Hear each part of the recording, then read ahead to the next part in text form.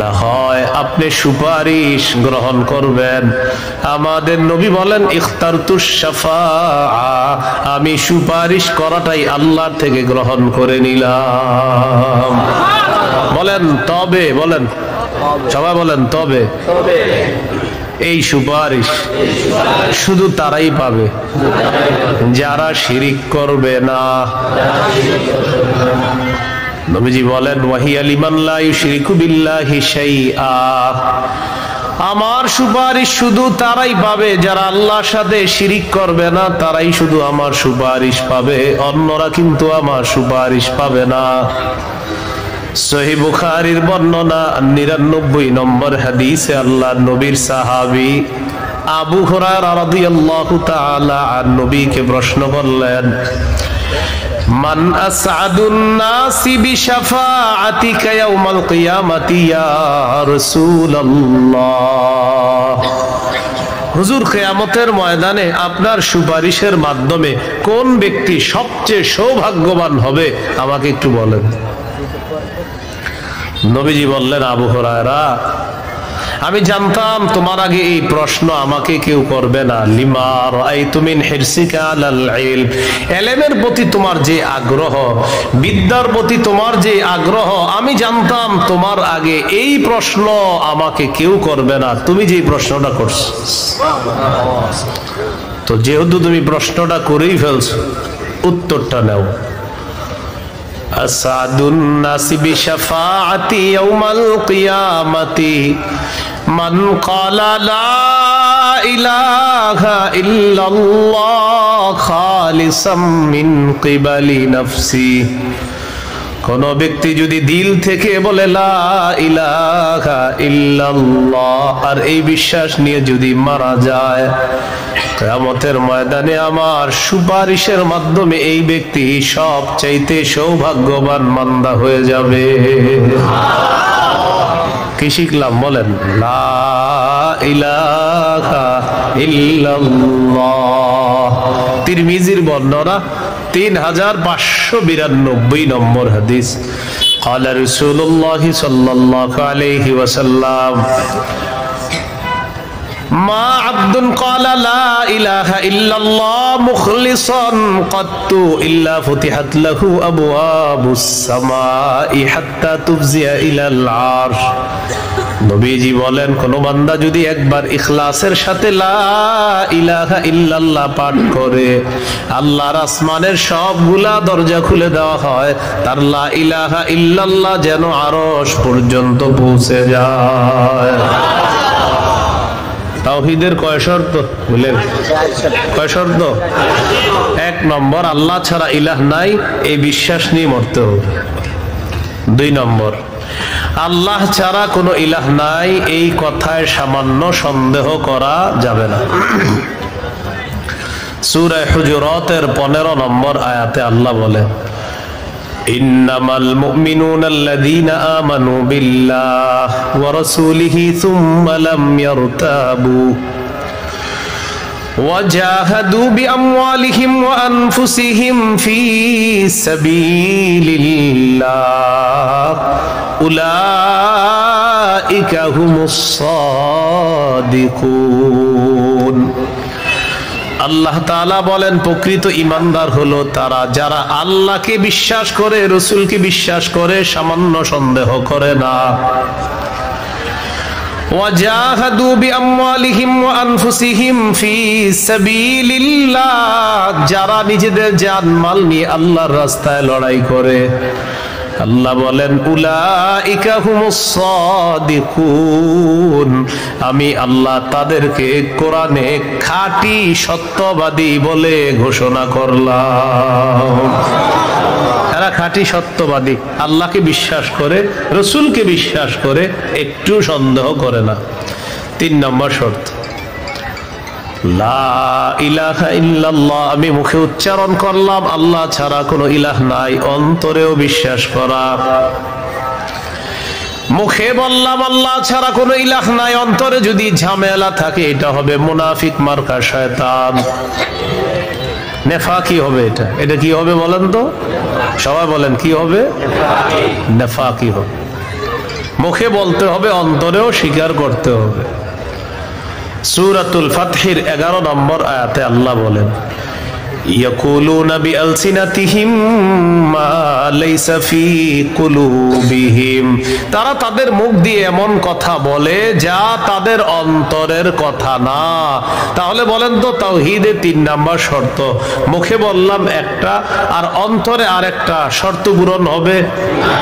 মুখে যা বলবো অন্তরেও তা যদি হয়, এটা 3 নাম্বার শর্ত পূরণ হবে।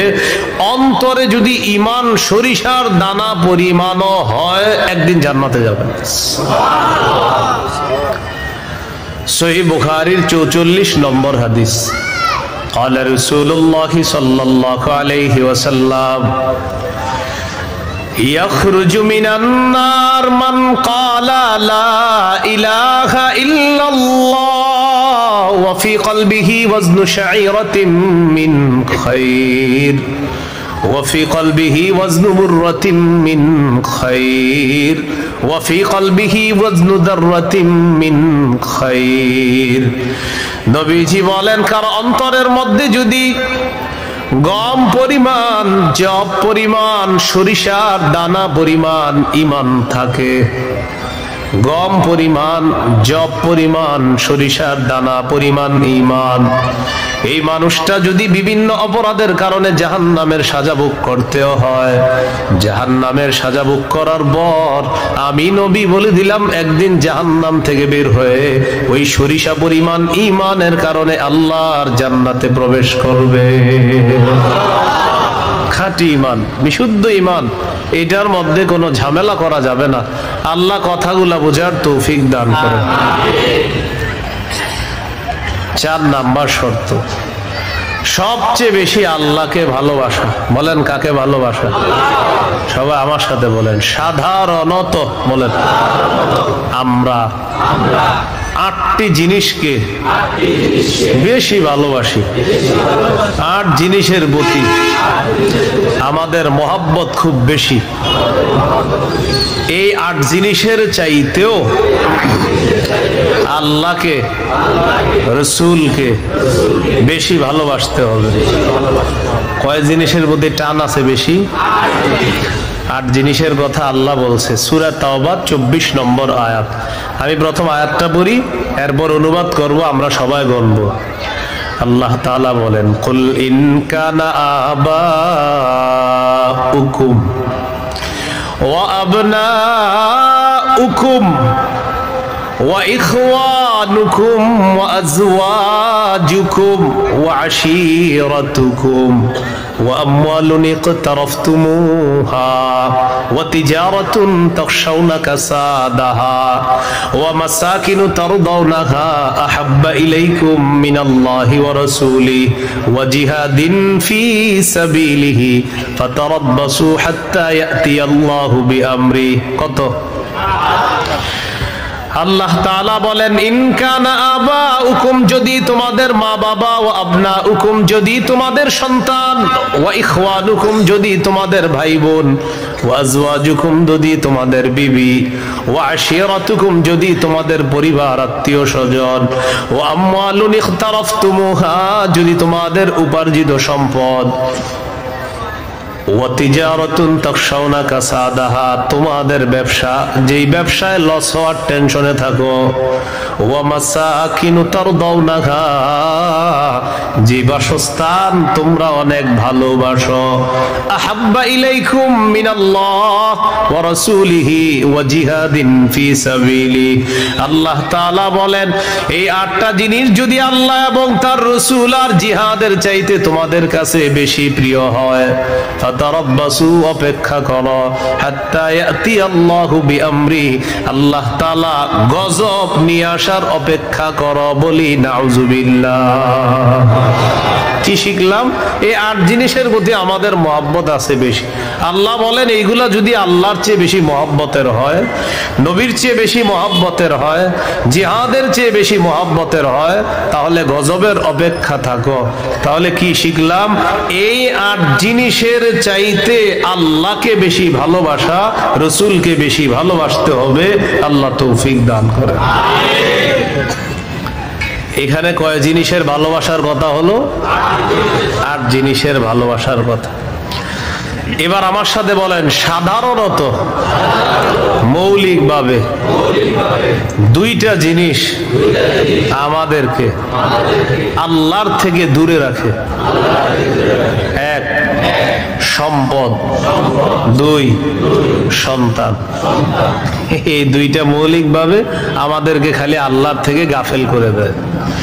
সূরা মুনাফিকুনের 9 নম্বর আয়াতে আল্লাহ বলেন, ইয়া আইয়ুহাল্লাযীনা আমানু লা তুলহিকুম আমওয়ালুকুম ওয়ালা আওলাদুকুম আন যিকরিল্লাহ।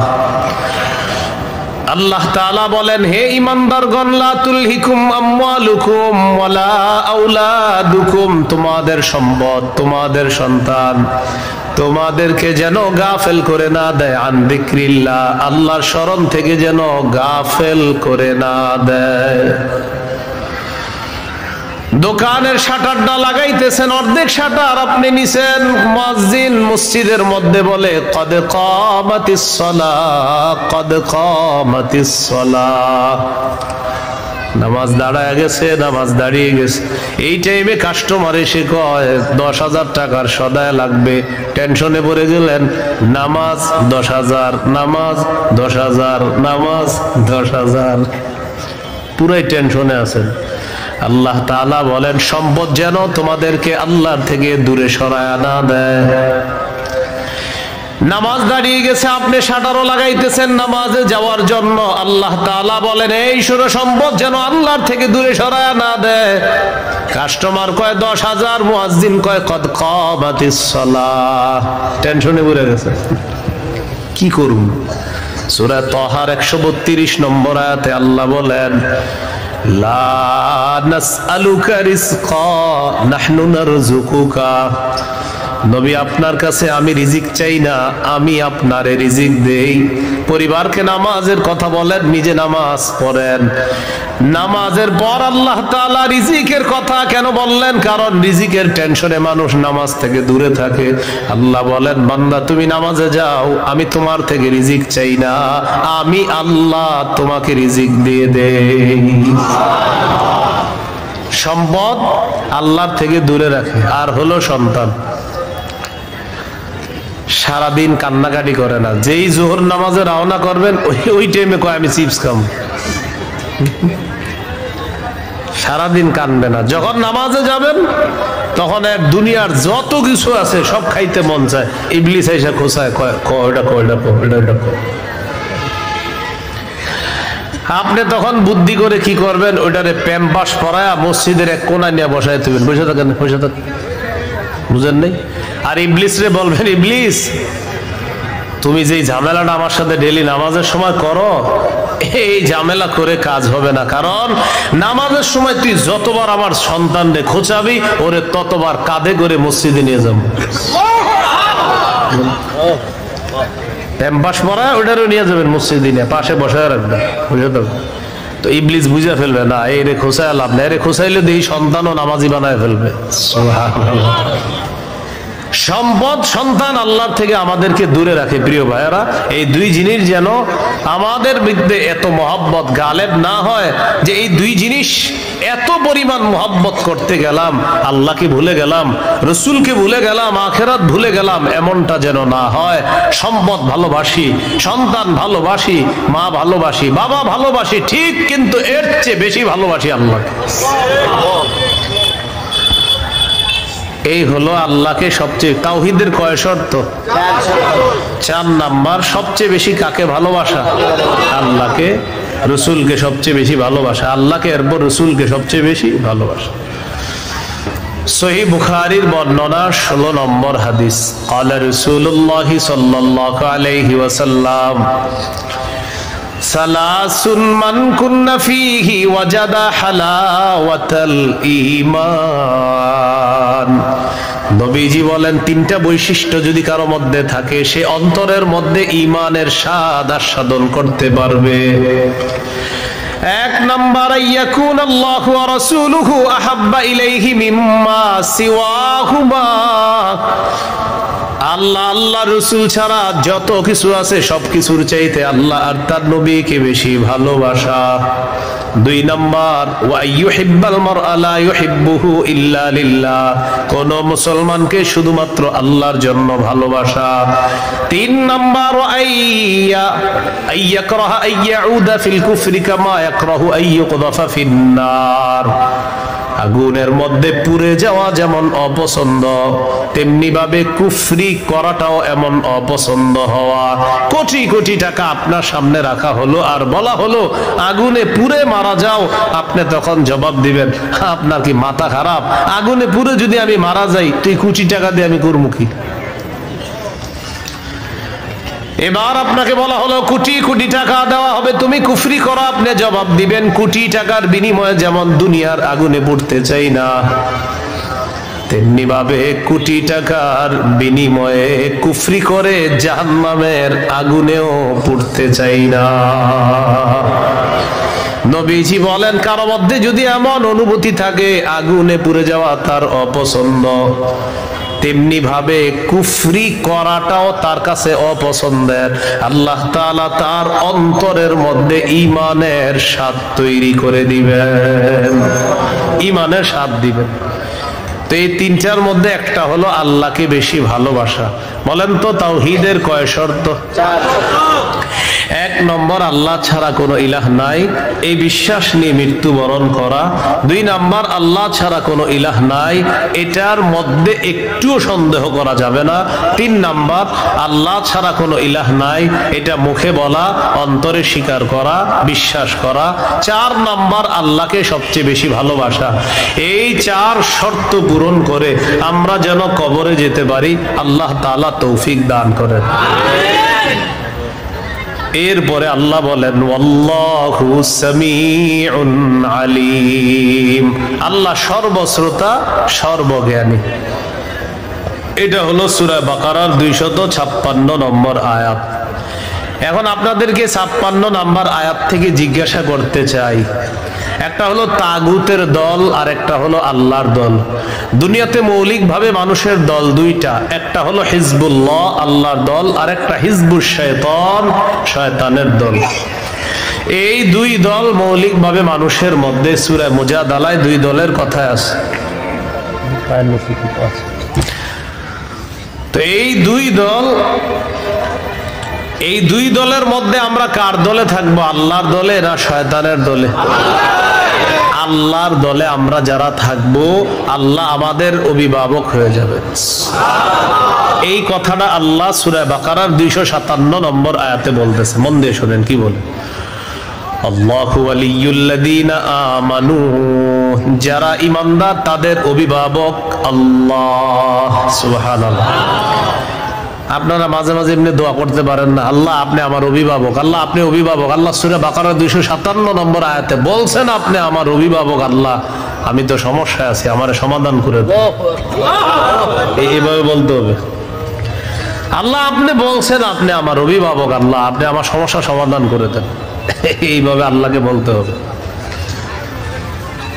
আল্লাহু ওয়ালিয়ুল্লাযীনা আমানু, আল্লাহ বলেন যারা ঈমানদার তাদের অভিভাবক হলেন আল্লাহ। ইউখরিজুহুম মিনাজ যুলুমাতি ইলান নূর, আল্লাহ তাআলা অভিভাবক ঈমানদারদেরকে অন্ধকার থেকে বের করে আলোর দিকে আল্লাহ তাআলা নিয়ে যায়। ওয়াল্লাযীনা কাফারু আউলিয়াউহুমুত তাগুত, আর যারা কাফের তাদের অভিভাবক হলো শয়তান। বলেন তো ঈমানদারের অভিভাবক কে? আল্লাহ। কাফেরের অভিভাবক কে? উলাইকা আসহাবুন নারি হুম ফিহা খালিদুন। আল্লাহ বলেন যারা তাগুতের অনুসারী তারা চিরস্থায়ীভাবে জাহান্নামে থাকবে। বলি নাউজুবিল্লাহ। তাগুত বলা হয় যত সীমা লঙ্ঘনকারী আছে, জালেম, সব তাগুত। এই তাগুত এটা পুরুষ হোক আর মহিলা হোক, এই তাগুত যারা এরা জালেম অথবা জালেমা, সব তাগুত। তবে কষ্টের বিষয় আর দুঃখের বিষয়, আমরা বারবার এক তাগুত ছেড়ে আরেক তাগুতকে ধরি। এক তাগুত ছেড়ে আরেক তাগুতকে কি করি? ধরি। কেন ধরি জানেন? বৃষ্টি থেকে বাঁচার জন্য ঝর্ণার নিচে আইসা দাঁড়ায় আর কি। কোথায় দাঁড়াই? বাঁচার জন্য। কি থেকে? কোথায় এসে দাঁড়াই? এক তাগুতকে ছেড়ে আরেক তাগুত ধরা, মানে বৃষ্টি থেকে বাঁচার জন্য ঝর্ণার নিচে এসে দাঁড়ায়। ভাই কি ঘটনা কি? ঝর্ণার নিচে কেন? আর বললেন না বাইরে বৃষ্টি, তো এনে কি? এই জন্য মনে রাখবেন, শত্রু এটা কখনো বন্ধু হবে না। এরে আপনি যতই মনে করেন বন্ধু, এই শত্রু সব সময় শত্রু। সূরা মাইদার 51 নম্বর আয়াতে আল্লাহ বলে দিয়েছেন, লা তাত্তাখিজুল ইয়াহুদা ওয়ান নাসারা আউলিয়া, ইহুদি খ্রিস্টানদেরকে অভিভাবক বানাও না। আরে তোমাদের অভিভাবক তো আমি আল্লাহ। ইহুদি খ্রিস্টানদেরকে কেন অভিভাবক বানাও? আফগানিস্তান আল্লাহরই অভিভাবক মানছে, আল্লাহ সফলতা দান করে। কারা বলে না? কারা? 3 বছর আগে কেউ গনে না, এখন আফগানিস্তান কাউরে গনে না। 3 বছর আগে কেউ গনতে চায় নাই যে না এদের কি সমর্থন দেব। এখন আফগানিস্তান বলে কি টাইম নেই, টাইম নেই। আফগানিস্তানে বিরোধিতা যারা করছিল এরা এখন এর কাছে আসতে চায় যে প্রিয় আফগানিস্তান কেমন আছো? আফগানিস্তান ভালো আছে কিন্তু টাইম নেই। সব ঠিক আছে তো টাইম নেই। কেন? আফগানিস্তান অভিভাবক বানাইছে আল্লাহকে, এমন ভাবে অভিভাবক বানাইছে চির শত্রুরা পালাতে বাধ্য হয়েছে। মুসলমানদের অভিভাবককে এত লজ্জা লাগে, আমরা বলি কি বুক ফুলায়, আমরা 90% মুসলমানের দেশ। তো এটা যখন বলি কাউকে, অন্য দেশের কেউ শুনলে সাথে সাথে বলবে মাশাআল্লাহ তোমরা 90% মুসলমান, তাহলে তো কোরআন হাদিস পরিপূর্ণভাবে এই দেশে চলে। কিন্তু দুঃখে বলতে পারি না ভাই, এই দেশে সবচেয়ে এটাই কম চলে। 90% মুসলমানের দেশ, এটা শুনলেই মানুষ মনে করবে এই দেশ কোরআন অনুযায়ী চলে, হাদিস অনুযায়ী চলে। বলেন মুমিনের অভিভাবককে? কাফেরের অভিভাবককে? তাহলে আমাদের অভিভাবককে? কাফেরদের অভিভাবককে? কাফেররে কি বন্ধু বানাবো? এই জন্য কাফের অভিভাবক বানানো যাবে না। এদেরকে যতবার অভিভাবক বানাবেন এরা এক তাগুতকে সরাবে আর এক তাগুতকে বসাবে। তাগুতের পালা বদল হবে, আমাদের ভাগ্য বদল হবে না। মনে রাখবেন কথাটা। বুঝে ঠিক হইতেছেন? আচ্ছা, এবার আল্লাহ তাআলা কি বলে দেখেন। সূরা বাকারার 257 নম্বর আয়াত গেল, 258 নম্বর আয়াতে আল্লাহ তাআলা এবার আমাদের আকীদা বিশুদ্ধ করবে। কি বিশুদ্ধ করবে বলেন তো? দুনিয়াতে আমাদের অভিভাবক কে? বেঁচে আছি কে? বাঁচিয়ে রাখছেন। মৃত্যু দিবেন কে? মৃত্যুর পর জীবিত করবেন কে? এই আকীদাটা এখন আল্লাহ তাআলা সংশোধন করবে যে শোনো, আমি তোমাদেরকে বাঁচিয়ে রাখছি, মৃত্যুর পর আমি জিন্দা করব, কিন্তু এখানে কোনো সন্দেহ করবা না। এই আকীদা 258, 259, 260 এই 3 আয়াতের মধ্যে আল্লাহ আমাদেরকে আকীদা দিয়ে দিবেন। দুনিয়াতে যেমন তোমাদেরকে রাখছি আমি, আখিরাতেও তোমাদেরকে আবার পুনরুত্থান করব, এই ক্ষমতাও আমি আল্লাহ। সূরা বাকারা 258, 259, 260 দেখেন কি বলে। ألم تر إلى الذي حاج إبراهيم في ربه أن آتاه الله الملك إذ قال إبراهيم ربي الذي يحيي ويميت قال أنا أحيي وأميت قال إبراهيم فإن الله يأتي بالشمس من المشرق فأت بها من المغرب فبهت الذي كفر والله لا يهدي القوم الظالمين। নবী আপনি কি দেখেন নাই, ওই ব্যক্তির ব্যাপারে চিন্তা করেন নাই যে ব্যক্তি ইব্রাহিম নবীর সাথে তার রবের ব্যাপারে ঝগড়া করেছে? যেই রব তাকে রাজত্ব দান করেছে, ওই রবের ব্যাপারে লোকটা ঝগড়া করেছে ইব্রাহিম নবীর সাথে। আল্লাহ তাআলা বলেন এই ব্যক্তি হলো বাবেল শহরের বাদশাহ নমরুদ। ইব্রাহিম নবীর সাথে ঝগড়া লাগছে এই কারণে নমরুদকে আল্লাহ তাআলা রাজত্ব দান করছে। রাজত্ব পাওয়ার পর নমরুদ কয় আমি খোদা। ইব্রাহিম নবী বললেন আমার রব রব্বি আল্লাযী ইহয়ী ওয়া ইউমীত, আমার রব হলেন তিনি যিনি জীবন দেয়, যিনি মৃত্যু দান করেন। নমরুদ পাল্টা জবাব দিয়ে বলে ক্বালা আনা উহয়ী ওয়া উমীত, আমিও তো জীবন দেই, আমিও তো মৃত্যু দেই। নাউজুবিল্লাহ। ইব্রাহিম নবী বললেন রব তিনি যিনি জীবন দেয় মৃত্যু দেয়। নমরুদ কথা আমিও তো জীবন দিই মৃত্যু দিই। তো ইব্রাহিম নবী তাহলে কি করতে হবে? আমারও রব মানো, কারণ আমিও জীবন দিই মৃত্যু দিই। ইব্রাহিম নবী বললেন কিভাবে? জেলখানা থেকে দুইজন আসামি ধরে আনছে, একজনকে মেরে ফেলছে আর একজনকে ছেড়ে দিছে। মারার পর বলে এই যে দেখো আমি মৃত্যু দিলাম, ছেড়ে দেওয়ার পর বলে এই যে দেখো আমি জীবন দিলাম। কি ইন্টারন্যাশনাল পদ্ধতির জীবন মৃত্যু! হ্যাঁ, দুইজনকে ধরে আনছে, একটাকে হত্যা করছে আর একটাকে ছেড়ে দিছে। হত্যা করার পর বলে দেখো জীবন দিলাম, মৃত্যু দিলাম, জীবন দিলাম কিভাবে, আর একটাকে ছেড়ে দিছে। এটা ছেড়ে দেওয়ার পর বলবে আমি তাকে জীবন দিলাম। আপনারা বলেন এটা কি জীবন মৃত্যু? ইব্রাহিম নবী চিন্তা করলেন এরে এমন এক কথা বলে আটকাইতে হবে যে কথার পরে আর ঝগড়া করবে না। قال إبراهيم فإن الله يأتي بالشمس من المشرق فأت بها من المغرب। ইব্রাহিম নবী বললেন আমার রব আল্লাহ প্রতিদিন সূর্য পূর্ব দিক থেকে উঠায়, তুমি পশ্চিম দিক থেকে উঠায় দাও। তুমিও তো রব, তোমার দাবি অনুযায়ী। নাউজুবিল্লাহ। ফাবুহিতাল্লাযী কাফার, আল্লাহ তাআলা বলেন যে ঝগড়া করছে নমরুদ কাফের, ধরাশয়ী হয়ে গেল, ঝগড়ায় হেরে গেল। মুফাসসিরিনে কেরাম বলেন নমরুদ পাল্টা বলতে পারতো ইব্রাহিম আমি সূর্য পশ্চিম দিক থেকে উঠাতে পারবো না, তোমার রব আল্লাহ প্রতিদিন পূর্ব দিক থেকে সূর্য উঠায়, আমি তো পারবো না। তুমি তোমার রব আল্লাহকে বলো সূর্যটা যেন পশ্চিম দিক থেকে উঠায় দেখা দেয়। মুফাসসিরিনে কেরাম বলেন নমরুদ বুঝে শুনেই পাল্টা চ্যালেঞ্জ দেয় নাই। কেন দেয় নাই? নমরুদ কিন্তু চ্যালেঞ্জ দিতে পারতো পাল্টা, ইব্রাহিম তুমি আমারে বললা আমি যেন সূর্য পশ্চিম দিক থেকে উঠাই, তোমার রব যেহেতু পূর্ব দিক থেকে উঠায়, তো পাল্টা প্রশ্ন করতে পারতো নমরুদ ইব্রাহিম আমি তো পারলাম না, তোমার রব আল্লাহকে বলো আল্লাহ যেন সূর্যটা পশ্চিম দিক থেকে উঠায় দেখায়।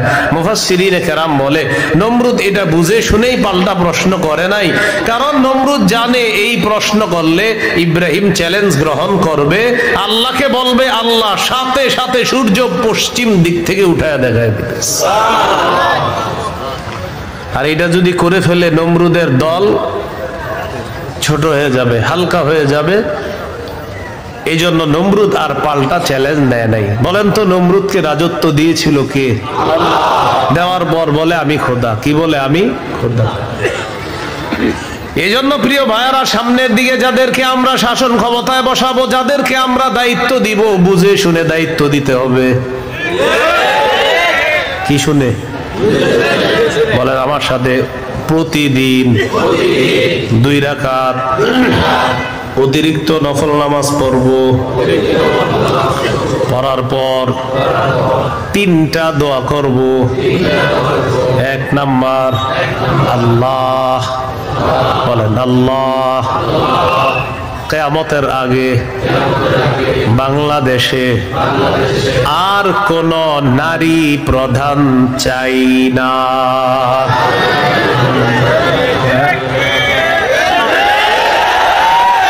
কি প্রধান চাই না? সবাই জোরে বলেন কেন? আরো জোরে বলেন, আরো জোরে, আরো জোরে। قال رسول الله صلى الله عليه وسلم لا يفلح قوم ولوا امرهم امرأتان। নবীজি বলেন ওই জাতি কিছুতেই কখনোই সফল হবে না যেই জাতি তাদের নেতৃত্বে কোন নারীকে বসায় দেয়। আপনি বুঝেন আর না বুঝেন আমার নবীর কথা সঠিক। তো এই জন্য এই একটা বিষয় দোয়া করবেন। 2 নাম্বার দোয়া বলেন আল্লাহ মরার আগে বাংলাদেশে শরিয়া আইন দেখে যেতে চাই। কি আইন? দেয়ালে দেয়ালে লিখে দিবেন শরিয়া আইন চায় না তারা। বলেন কোন না কোন অপরাধে অপরাধী যারা, বলেন আমার সাথে শরিয়া আইন চায় না তারা, কোন না কোন অপরাধে অপরাধী যারা। চোর শরিয়া আইন চাইবে না, হাত কাটা যাবে। ধর্ষক শরিয়া আইন চাইবে না, তাকে পাথর মেরে হত্যা করা হবে, তার উপর ইসলামের শাস্তি প্রয়োগ করা হবে। এই জন্য ধর্ষক চাইবে না, চোর চাইবে না। আমাদের দেশে যদি আসলে শরিয়া আইন চালু হয়, বিগত দিনের শুধু চুরির বিচার করতে করতে সুপ্রিম কোর্ট হাইকোর্টের বিচারপতিরা ক্লান্ত হয়ে যাবে। শুধু চুরির বিচার হলো, কিসের বিচার? এটা 2 নাম্বার দোয়া করবেন। 3 নাম্বার দোয়া বলেন আল্লাহ আমাদের দেশে এমন একজন শাসক দিয়ে দেন, যেই শাসক মৌলিক 4টি কাজ করবে। 1 নাম্বার নামাজ কায়েম করবে, 2 নাম্বার যাকাত প্রতিষ্ঠিত করবে, 3 নাম্বার সৎ কাজের আদেশ করবে, 4 নাম্বার অসৎ কাজের নিষেধ করবে। সবাই বলেন দলিল, বলেন দলিল। সূরা হজ 41 নম্বর আয়াত। কোন সূরা? কত নম্বর আয়াত? এই আয়াতে আল্লাহ বলেন আল্লাযীনা ইম্মাক্কান্নাহুম ফিল আরদি আকামুস সালাহ ওয়া আতাউয যাকাতা ওয়া আমারু বিল মারুফি ওয়া নাহাউ আনিল মুনকার। আল্লাহ তাআলা বলেন আমি যাদেরকে দুনিয়ার শাসন ক্ষমতায় বসাই তাদের মৌলিক কাজ হবে 4টা।